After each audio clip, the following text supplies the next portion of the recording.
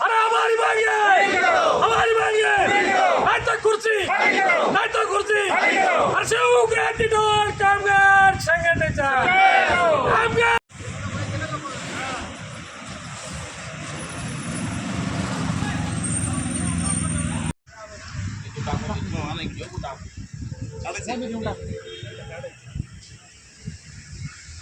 अरे हमारी मांग है।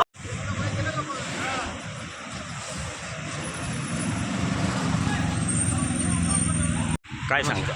नमस्कार, मी भाऊसाहेब एकनाथ धाकराव. मी वडाळी येथील रहिवासी असून इथे गेल्या 18 वर्षापासून मी इथं टोल नाक्यावर क्रेन ऑपरेटर म्हणून काम करतो. आम्ही अपघात विभागात काम करत असताना आम्ही अनेक लोकांचे जीव वाचवले. भरपूर मोठमोठे ॲक्सिडेंट झालं करोना काळात वगैरे. या सर्व काळामध्ये आम्ही अहोरात्र सेवा केली. आमची 24 घंटे पेट्रोलिंग चालली. या पेट्रोलिंगच्या याच्यामध्ये आम्ही 18 वर्ष काम चालू असताना आत्ता 1-2 दिवसापूर्वी एक नवीन आमच्या NHAचं टेंडर झालं. त्या टेंडरनी नवीन कंपनी जॉईनिंग केलं आहे.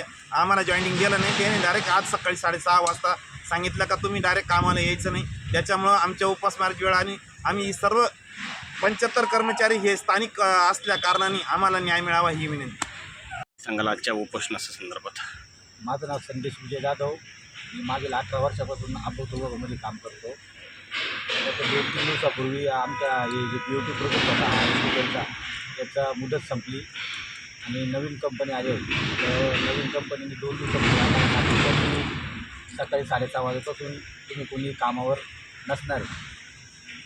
त्याच्यामुळे आम्ही आमच्या सर्व मुलांवरती जे मागील 17-18 वर्षापासून काही 16 वर्षापासून काम करत आहे त्यांच्यावरती जे ज्यांचं कुटुंब याच्यावरती अवलंबून आहे कामावर, तर त्याच्यावरती अचानक उपासमारीची वेळ आली, परिवाराची उपासमारीची वेळ आली.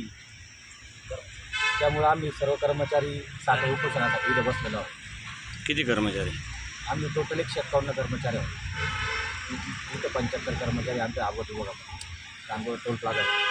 तुमचं अपघात विभागाचं बंद केला का सर्वच केले? नाही, अपघात विभागाचं बंद केलं आमचं काम त्यांनी मागील 2 दिवसापासून. बरं.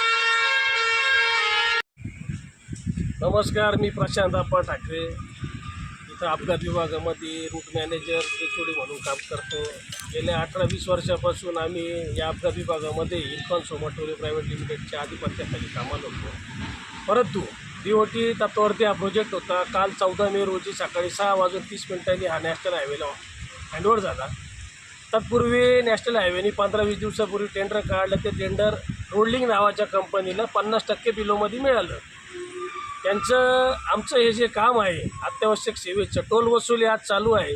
टोल वसुली केली म्हणजे रोड युजरला त्याचं सेवा पुरवायचं काम हे नॅशनल हायवे ऑथॉरिटी ऑफ इंडियाचं आहे. नॅशनल हायवे ऑथॉरिटी ऑफ इंडियाने कालपासून आमची कर्मचाऱ्यांना सांगितलं का तुम्ही कामावर यायचं नाही. जोपर्यंत नवी कंपनी येत नाही, तुमच्यातला त्यांच्यातला वाद निवडत नाही, तोपर्यंत कामावर कोणी यायचं नाही असं त्यांनी सांगितलं. म्हणून काम हे बंद झालं. ह्या रस्त्यावरती अपघात कालचंच घ्या, काल राऊड घाटामध्ये अपघात झाला. पहाटे इथं सेवा पुरवायला कोणी नव्हतं.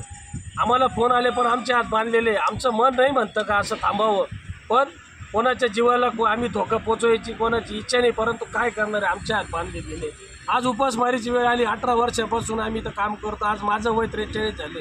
या वयामध्ये दुसरीकडे आम्हाला कोण नोकरी देईल? यांचं वय 45-48 झाले. यांना कोण नोकरी देणार आहे? आणि राहिला विषय तर कंपनीने समजून घ्यावं आमची काय मागणी आहे ते कर्मचारी आहे त्या पगारावर पुढं कंपनीने कंटिन्यू करावं हीच आमची एकच मागणी आहे. दुसरं आमचं काहीच बंधन नाही आहे. तर नॅशनल हायवे ऑथॉरिटी ऑफ इंडियाला आम्ही सांगू इच्छितो, आदरणीय गडकरी साहेबांना सांगू इच्छितो. मागे पण आम्ही त्यांना निवेदन दिले, ईमेल केले. आमचा प्रश्न हा कामगार न्यायालयामध्ये प्रविष्ट आहे, प्रलंबित आहे. 22 तारीख त्यांनी दिलेली आहे. कन्सिलेशन चालू आहे. तरी पण त्यांनी सेक्शन 33 ID ॲक्ट 1947 प्रमाणे त्यांनी व्हायलेशन केलं, ब्रेक केलेलं आहे. हे त्यांनी करायला नको होतं. आमची सर्व्हिस खंडित करायला नको होती. त्यांना आम्ही काल भेटलो PD साहेबांना. आम्ही 75चे 75 कर्मचारी त्यांच्याकडे गेलो असता त्यांनी आम्हाला आज संध्याकाळपर्यंतचा वादा केलेला आहे. आज जर आम्हाला न्याय मिळाला नाही तर आम्ही 75 कर्मचारी घरादारासह नॅशनल हायवे ऑथॉरिटी ऑफ इंडियाच्या दालनामध्ये बसून आमरण उपोषणाला सुरुवात करू. आणि त्याच्यानंतर देखील जरी न्याय मिळाला नाही तर मग रस्त्यावर उतरून आम्ही न्याय घ्यायचा आमचा प्रयत्न करू. कामगार एक